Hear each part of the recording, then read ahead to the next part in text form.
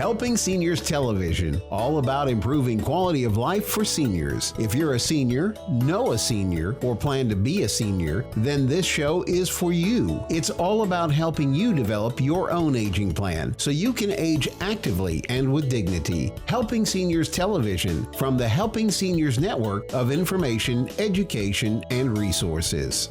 I'm Kerry Fink with Helping Seniors Television. Thank you for joining us today. This is the program designed to educate, inform, and connect you to resources that can make a difference in your life or the life of the senior you care for. And this is really such a passion. Joe Steckler, who's the president and founder of Helping Seniors, he started this organization after very successfully building up what are known today as Joe's Clubs for the Brevard Alzheimer's Foundations here in Brevard County, an option for daycare for seniors and those people that are caregiving for them who may be working through some memory issues or other kind of needs where daycare for adults is appropriate. And when I first met Joe all those years ago, he said, Kerry, he said, I feel like I've completed the work I need to do on that. But he said, what I've come to realize is that seniors have more challenges than just memory care. And we need to create a local nonprofit here in Brevard County that tries to make sure that we're helping seniors get connected to the resources they need. Really 12 years ago comes the Helping Seniors Senior Information Helpline. That's that free call to 321-473-7770. And it's a free call. And what Nancy Deerdorf, our operations specialist, and her team will do is they will try to tackle whatever question they're presented with and try to connect to a resource that will make a difference. And they get calls about everything: housing, legal, medical, transportation, and the whole 9 yards. But the other thing that Joe has said was important that we do as an organization is that we do what we call education to try to get you to create what he calls an aging plan. We often just call it euphemistically, in short, getting your ducks in a row. And what all we mean by that is that we want you to have an opportunity to put together a program so that you can be ahead of things rather than having to deal in crisis mode. Because how many of us know that when you're in crisis mode, A, your options are limited, B, they're very expensive, and C, it's very stressful. Much better if you have a world of options at your fingertips, you have time to make an intelligent decision, and then it's not going to wreck your budget because you're trying to jump through all kinds of impossible hoops under a moment of stress. And that kind of brings us to what we're going to talk about today. What a great resource here in Brevard County. I'm going to introduce you to our guest. Her name is Kerry Anderson, and she has a company called Simplifying Senior Living. How are you today? Good, Kerry. Thanks so much for inviting me to be here. I'm so glad you're here because I think you do something that's incredibly important and incredibly advantageous. You know, as we talked about this idea of getting your ducks in a row, the thing that we've learned from talking to so many professionals who have dedicated to making life better for seniors in Brevard County, we keep learning that there's no reason for somebody to be trying this stuff on their own. In fact, it's almost a corollary. Don't try this on your own. Get some expert assistance. And the thing, before we even get into what you do, which is help find the right living environment for a senior, I want to talk a little bit about you because it is your background and your experience that is so important to all this. So what I do know about you is you have background, you have run assisted living care places, you have a tremendous background to the point that you actually are a consultant to and run training classes for people who do assisted living to make sure that they're in full compliance with all the current regulations. Talk a little bit about how you got into what you do and your passion for seniors with all that. Well, thank you for inviting that. I definitely have a passion for seniors and for senior environments. I grew up here in Brevard. Yep. So go Melbourne, go Sherwood Elementary, go Johnson Junior High. So I grew up here, went to college, got my degree as a social worker, and actually got my first job at a nursing home in Hillsborough, Texas. And from there came back to Melbourne. And I was super fortunate to have known another social worker who introduced me to the folks out at Autumn House, the original owner of Autumn House. And that's where I got my first taste of assisted living. That's where I got my first taste of being an administrator in assisted living. And I've kind of grown through that and worked in the different senior housing areas, both here in Florida and in Georgia. And I just developed such a passion for the environment and the nuances of it, which, are kind of, I'm the life of the party if you want to talk about compliance. But I love the rules. I love the regulations. And I love how the Florida rules and regs have grown and developed in a way that makes assisted living accessible for so many people, because they really don't want folks to go to a nursing home. They want them to go into an assisted living. So working with facilities on how to make the environment work for the individual with the licensure that they have is something that I really enjoy. I get a lot of phone calls on that on a daily basis where is this really true? Is this really how do we do this? And I always defer to their policy, but with their policy in conjunction with the rules and the regs, there is so much opportunity for seniors in assisted living, in a licensed assisted living. One of the things I wanted to ask you about is because I said, I labor under this assumption, and you could correct me if this isn't correct, but I think a lot of us, particularly maybe not so much for the seniors themselves, but let's call it the adult children who are concerned for their parents, their aunt, their uncle, whoever's getting older, and they kind of feel like, wow, they need a little extra help. They're not quite moving around as independently as they had before, and I'm concerned for their safety. Well, one of the things is that I think we go back to our childhood memories of going to visit great-grandma when we were 4 years old, and we went to some place where great-grandma lived. It was some kind of institution. It was a little bit dark. It was a little bit scary, and it was a little bit intimidating. And you really, it's not the right thing to say, but maybe we couldn't wait till we could get out of that building. Yeah. And that's the thing that we have in our head a lot of times. So people say, oh, it's time to put them in an old folks home. And that's like our generic euphemism. Yeah. But that's not at all what this is about today. No, I invite anybody who thinks that it's a nursing home to explore. And I really think it's part of that plan. You say, get your ducks in a row and, don't wait for a crisis and have options. I think just getting out from under that mindset and wrapping your arms around what assisted living is and what assisted living is not. Right. And I will tell you, in my over 20 years of experience, over 25 years of experience, the adult children come in and say, well, I'll move in. I know mom is saying no, no, no, but I, as the adult child, am saying yes, yes, yes. Yeah. How do I sign up for this? It's a completely different environment than what I think muscle memory serves. Yeah. And that's a lot of, when I'm talking to family members and their parents are saying, nope, I'm not moving into assisted. Nope, that's muscle memory. That's the word that we learn first as children. And that's the word that we really incorporate into our vocabulary when it's really saying, I'm afraid of change. Right. It's saying, I don't know what that is. And so the shortest word that we have for that in the English language is no. That's such a good point. Yeah. Yeah. No, I was to that end, I was going to say, but how often do families contact you? Because that's what you do, is you help guide folks through that. Well, mom may want to stay at home. Maybe we can find a way to do that safely, and you're there to guide them on that. But if maybe there's a situation that comes up and maybe it's just not practical, maybe mom can't drive, there's a lot of different issues going on, maybe assisted living really is the right consideration, then you're equipped to really help the family guide them through that whole decision-making process. And one of the things is, I would think if I was going to undertake that kind of a challenge, I would want somebody who knew these places from the inside out, which is what you have. But I was going to say to you, or ask you, even though we talk about people should come to you when there's no crisis, it's well ahead of time, how often do people call up and say, well, mom's got to go someplace, we got to figure this out now? Oh, those are the calls I get. Yes, I don't get the planners and the preparers. I don't get the plotter planners. I get the people who say, we should have done this yesterday. Yeah. And could you fix this now? And sure, yes, absolutely. Yeah. So Simplifying Senior Living was set up as education, information, and referral.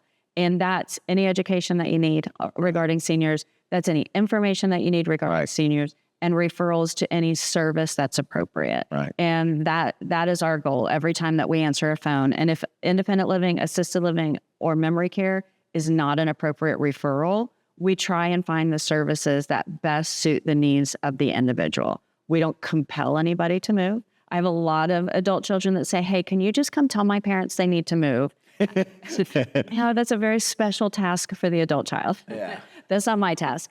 I don't compel anybody to move. I educate them on what their options are. I listen to their goals and how we might best meet those goals. Listen to them. I don't get into their finances. If they say they can afford it, they can. But I am not the person to break out your bank statements and show me what your bottom line is. I just talk to you about your goals, how you want to age, where you want to age, and what are the options to do that safely. And if you want to stay home and we need to draw in home care, we need to draw in a care manager, whatever it would take to stay at home safely. I think people underestimate bringing services into the home. Yeah. Yes, you get services in the home, and it sometimes can become a full-time job. Yeah. Making sure, that your parents receive them and allow them into the home. Sometimes they are unable to make it. Maybe they have a car issue. Maybe they call off.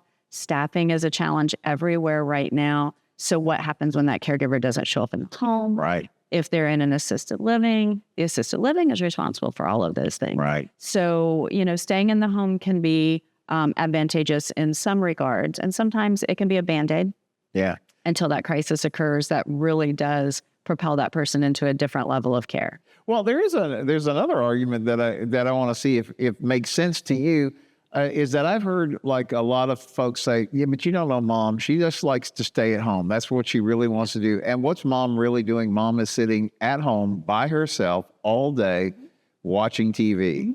And so the adult child is just feeling like, well, that's all mom really wants to do. And yet I've seen mom then wind up in the right location and she springs back to life in a whole new way because A, they're feeding her properly. B, she's got social interaction. There's activity. I guess you see that all the time. All the time. My favorite is when I have somebody call me and, Kerry, but you understand, my mom is so difficult. And I'll say, well, I will dig deep for the resources to help this one person that I've ever experienced who doesn't want to go. I've literally in 27 years moved one person into assisted living that came to me, said, it's time. I don't want to be a burden to my family, and practically skipped and jumped right to us. He was so excited to go. One time, that unicorn I saw once. Wow. Nobody else wants to go, and that's understandable. It's, it's a life journey, and it's very close to the end of the journey, and nobody wants to look that head on. And we're not a culture that really embraces those end of life conversations. So it's easier to just say, no, I don't want to. And as you said, when they get into these communities and they have peer groups and they have activities that are laid out for them, a lot of times when mom is just sitting at home watching TV, they don't really have the forethought and the ability to put plans together. And that's not just individuals with dementia. Those are people who have the world of time at their fingertips, but they're no longer able to construct a daily plan. Yeah. It's a lot of time. And how do you fill it? And what do you fill it with? So if they have a whole activities department, that's their whole job, is to give you options and activities and things that you can attend and enjoy. Yeah, mom's going to get out there and mom's going to enjoy them. Yeah. As you were talking about that, I was smiling because we are actually filming this particular TV show in a beautiful assisted living memory care facility called on Beachside. And these people like Sam, who is the activities director here, he goes so above and beyond and I remember I did a TV show with Sam and I asked him, they call it life enrichment. And I said, how do you actually do this? He said, Kerry, I have to get to know each person and understand what motivates them. And that's a thing that doesn't happen if you stay at home by yourself. But I want to come back to, so here's a question. So families get to a place where they realize we're going to have to make some kind of a transition. And so then in this modern age that we live in, we think we're all Google navigators. And so we get on a search engine and we start finding what we think are great places, but we don't really have a frame of reference to know, it doesn't take that much to build a slick website. We don't really know if the place is good or not. And I wanted to kind of get you to comment because the other thing that I see a lot is, we've talked about this, for example, in the Medicare world, there'll be some really famous, popular person on TV going, you got to call this 800 number. We're going to get you set up. Yeah. And they're probably heartfelt and sincere. And you call that call center in Omaha and they're heartfelt and sincere. Yeah. And they're going to tell you where you're going to find a doctor in Titusville, but you live in Palm Bay because they don't understand the uniqueness of this county. And so one of the things I wanted to ask you, because you're 100%, just like helping seniors 100% local to Brevard County, you're 100% local to this area. So when you start talking about places that might make sense for mom or dad or aunt or uncle or whoever the person we're trying to help is, you have the experience because you've walked through those front doors and you know what's going on. Yeah. Yeah, it's hard. I mean, those national commercials, they're very appealing and they're very touching. However, they're going to send you a list of local facilities that may or may not be in your price range. And I've had families who call me, get connected to me and they say, oh, Kerry, my mom can't afford assisted living. She has to go to a nursing home. And can you talk to me about that? Well, I went there and it was this much and I went there and it was that. We don't have that kind of money.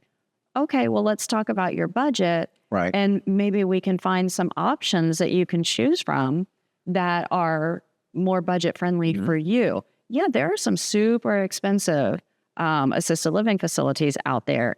And when you are a national company that gets paid a percentage of the first month's rent, you're going to refer to... You're going to start at the top of the list, right? You're refer to the top dollar. And some people are going to say, wow, this is what it costs. And they're going to buy in and they're going to figure out how to do that. But there are some families that they cannot do that. And that's very disheartening for those folks. And then you don't have to pay that much. You can get, and you can preserve your assets and you can live in a very nice facility longer if you do it in a way that's smart. If you work with somebody local, like I know the specials that facilities are offering. I know that they just ended that special last month, but maybe we can get you in this month.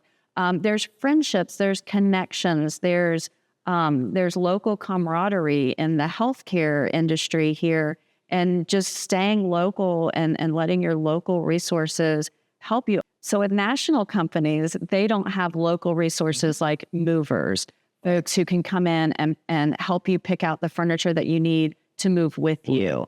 Or maybe a care manager because the daughter lives in Nebraska and can't be here to help mom move. Who's going to help her get packed and choose the furniture and all of those things.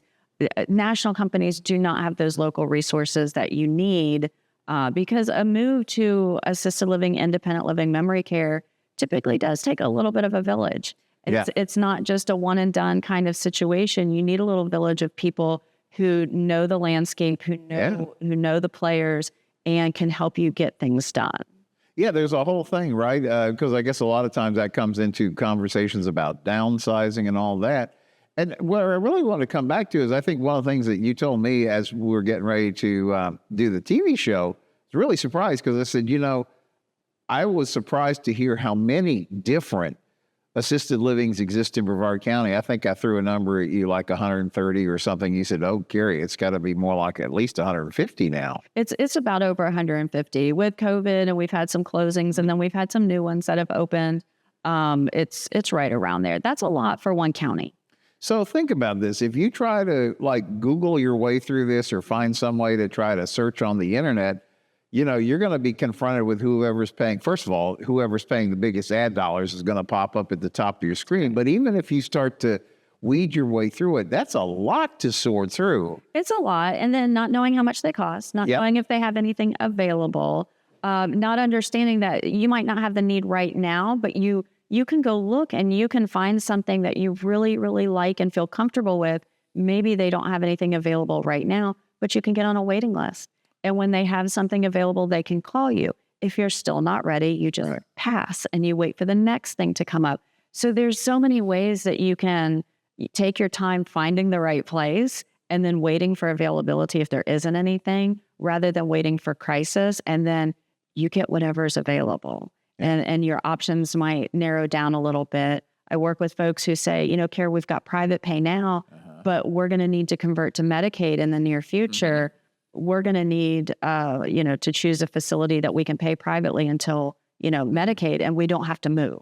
Right. That's important because that's going to narrow down your options considerably. Sure. Of where you can live if you don't want to move again. Some families say, Kara, take us to the nicest place. We'll deal with Medicaid when we get there. If we have to make another move, we'll make another move. Okay. That's where it's important to talk about goals. So that's why, again, I kind of come back to this overarching theme about why would you try this on your own? So, if you're just trying to hunt this stuff down on the internet, you could spend all the time that you don't have, and you're still going to end up, driving all around the county trying to understand what's there. Whereas you and your team, you already have that. You're 100% local. You've crossed the threshold of all of these places. You, in fact, train in a lot of these places.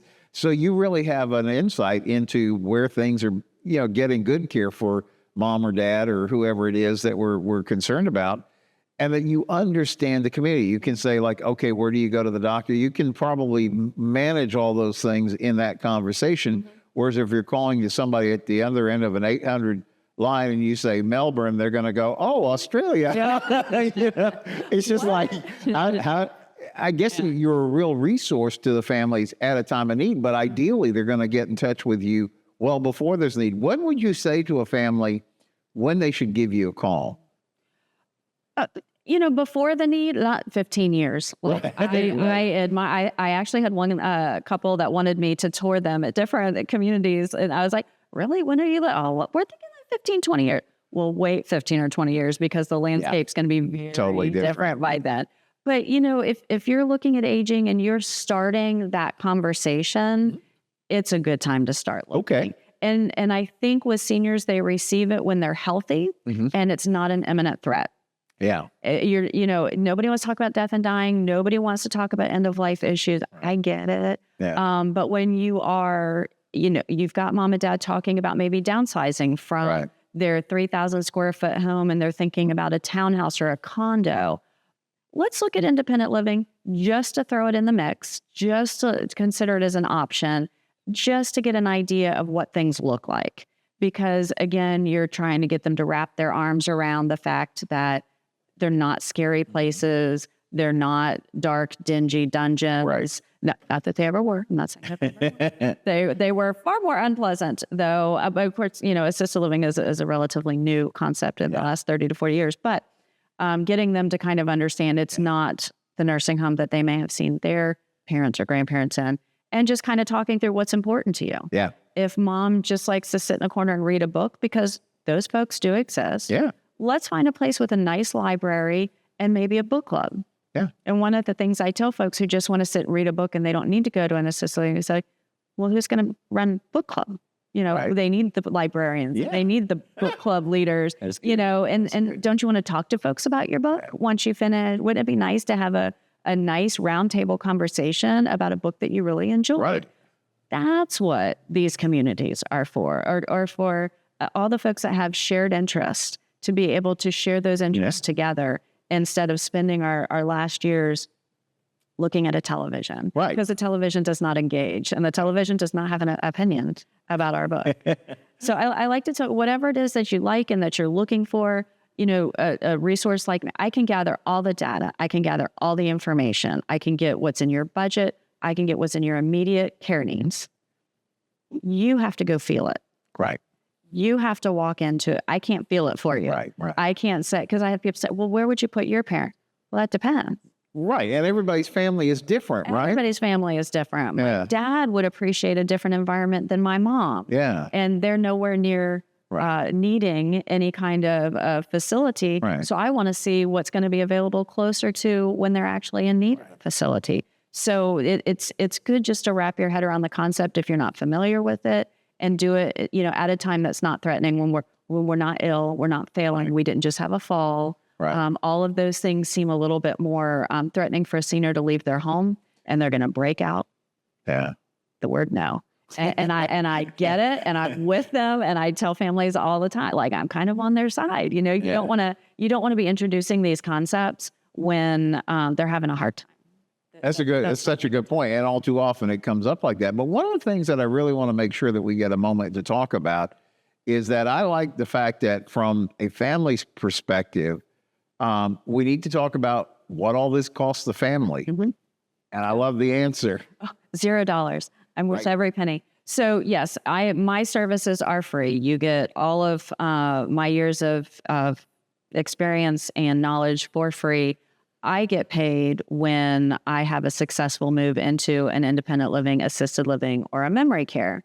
And I like to even be more specific. I get paid by those that I'm contracted with. And I'm not contracted with everybody for a variety of reasons. But if I'm not contracted with a particular location, but I know based on experience that that's going to be the best location for this individual, I'm still going to make that referral because that person has to live there 24/7. Right. To me, it's a referral. Yeah. So that's how I get paid. That's my bread and butter. But as I mentioned, it's a lot of phone calls. Yeah. No, the work you do is to different communities. If somebody wants to reach Kara or the team at Simplifying Senior Living, what's the best way to do that? So you can always call Simplifying Senior Living at 321-327-2917. And I also encourage getting on our website, which is simplifyingseniorliving.com. And you'll find lots of informative blogs that break down a lot of these resources and kind of things that you didn't know from a very basic level. So I've got different blogs on there. And I also have what I like to refer to as my little village, which is resources we love. Yeah. And these are folks that we work with. We love working with them because they're so good at what they do. Yeah. And we have a webpage dedicated to them. And a lot of the blogs are generally about the services that they provide without being in your face salesy. Right. And just really focusing. These are folks that support education and making sure that people understand kind of the matters of aging and how you get there and creating a path and creating a plan. And all these resources can be found on that website. And Helping Seniors of Brevard is right there on that website with a direct link to them because it is a great resource and everybody needs to know. Thank you. Kara Anderson with Simplifying Senior Living. Find it, simplifyingseniorliving.com. That's the time we have for today. We'll look forward to seeing you again on the next edition of Helping Seniors TV. I'm Joe Steckler. Thank you for joining our program today.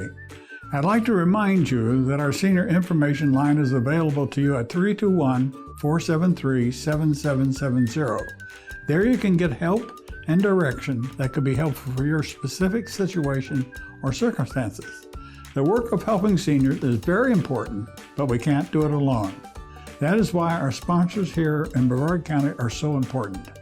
I'd like to thank our many area sponsors, businesses, and medical providers who support the mission of helping seniors that help us carry the cost of our media efforts.